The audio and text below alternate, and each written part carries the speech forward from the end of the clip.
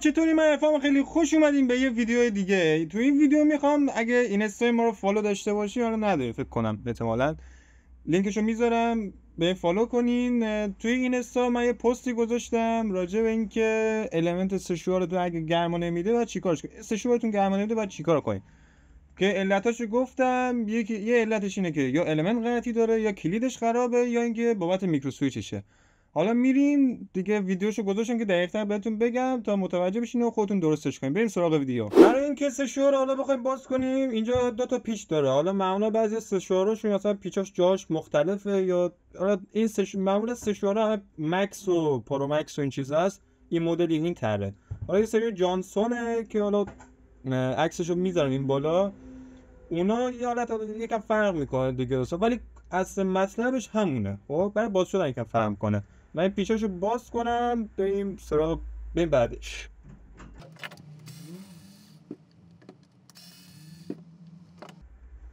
برای اینکه پیچاشو که باز کردیم، برای چی کنیم؟ اینا معمولا دور تا دور اینجاشون یه خاری داره. خب بعد اینا از اینجا بازش کنین، بعد به این صورت هم این ور رو یه فشار ریزی بدین تا این باز بشه. ببین حالا خیلی راحت باز شد.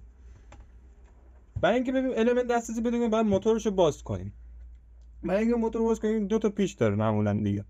دو تا پیچ باز میکنیم، میرسیم به المنت.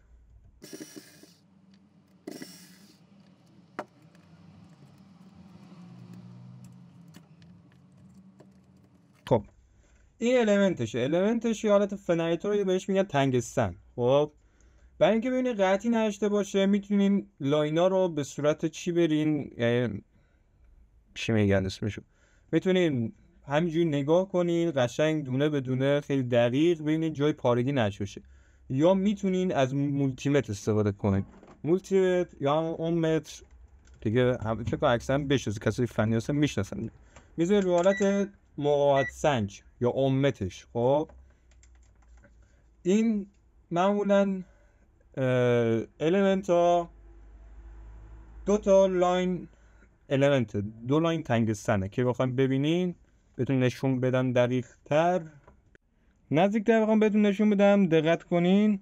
این یه لاینه، اینم یه لاینه که هر دوتاشون رفتن وصل شدن به اینجا. این چیه؟ بهش میگم بی متال.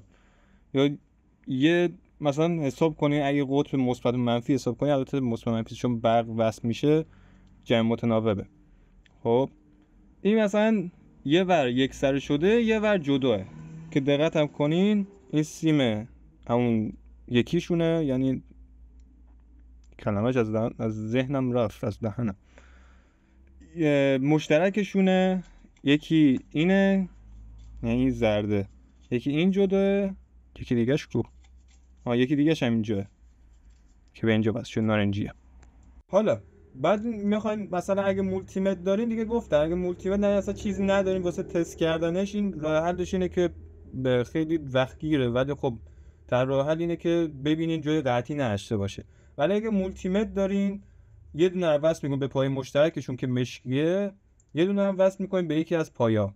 اگه به شما مقاومت نشون بده یعنی اینکه سالم و جریان مثلا قطعی نداره. به یکی دیگه وصل میکنیم، اینا وصل کنیم. خب اینم داره مقاومتش رو نشون میده، پس المنتش قطعی نداره، مشکلی پس نداره. میره سراغ چی؟ مثلا بگم اگه مقاومت نشونه یعنی اون لاین قطعی داره. خب حالا اگه بهتره که یه المنت نو بگیریم، خب ولی اگه تونستی مثلا اون قطعیه رو به هم بچسبونی اتصال بدین و کار کنه، خب چه بهتر.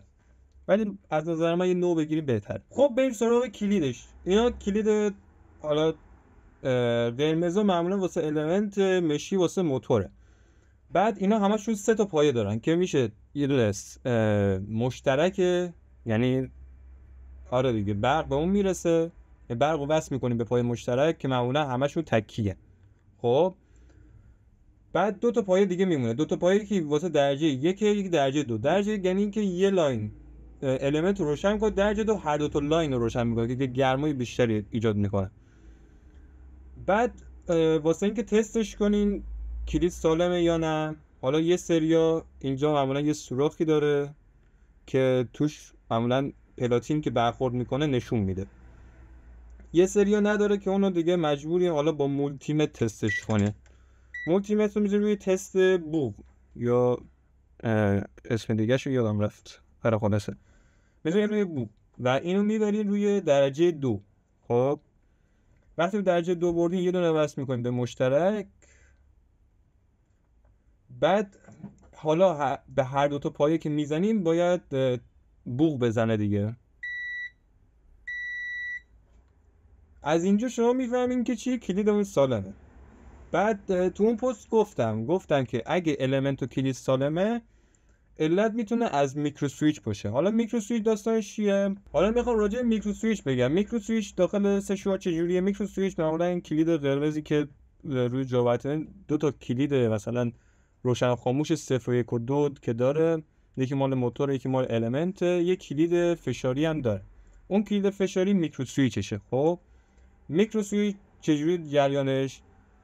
که دو سرش دو تا پایه هاش اتصالشون برقراره و زمانی که فشارش میدین اتصال رو قطع میکنه که حالا چه موقعی به کار میاد؟ مثلا آرایشگرا یا حالا هرچی وسط سشوار کشیدن، وقتی که شما یه لحظه مثلا میخوای که باد گرم قطع بشه ولی مثلا نمیخوای کلید چیکار، یه لحظه است دیگه، خب میاد میکرو سویچ فشار میدی اتصال المنت قطع میشه و فقط باد خنک میاد، یعنی المنت خاموش میشه، یه جوری اتصال رو قطع میکنه این سشو. واسه تست کردن اینم چجوریه؟ میذاری روی تست بوق، دو تا پایش باید بوق بزنن دیگه وقتی فشارش نمیاد. وقتی هم که فشار میدیم دو تا پایش تست میکنیم میبینیم که بوق نمیزنه. در صورت کلی سشوارا همه مداراشون یکیه. حالا شاید یه سریا مثلا بگن که سشوارمون مدارش مثلا با سشوار فامیلمون فرق میکنه. آره همچین چیزی هست، ولی به صورت کلی یه چیز جامعی داره.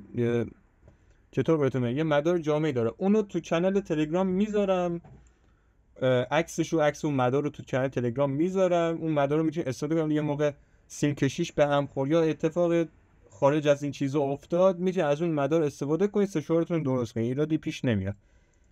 در کل که همینه دیگه، یا کلید یا المنت یا میکرو سویچ، غیر از این چیزا چیز دیگه این نیست.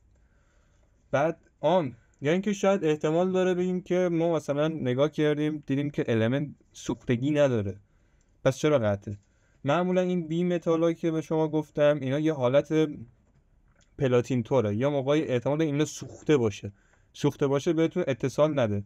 معمولا سعی کنین اینا هم یه دونه تست بوق بگیرین ازشون. خب یه سر این بالا که المنتا وصل میشه رو وصل کنین، یه سرم که به این پایینش دیگه. مرسی که ویدیو رو دیدی، امیدوارم خوشتون اومده باشه. لایک و سابسکرایب و زنگوله یادتون نره. کامنت بذارین اگه مثلا خواستین یه وسیله خاصی مد نظرتونه یا چیزی مد نظرتونه، کامنت بذارین بهم بگی، منم آموزشش رو میذارم. کانال مدار سشوارم گفتم تو کانال تلگرام میذارم، اینستا هم فالو کنین، اونجا پست میذارم راجع به بعضی چیزا به طور کلی میگم، ولی تعمیرات اصلی آموزش دیگه تو همین کانال یوتیوبه. مرسی که ویدیو دیدین، دمت گرم. فعلا خدافظ.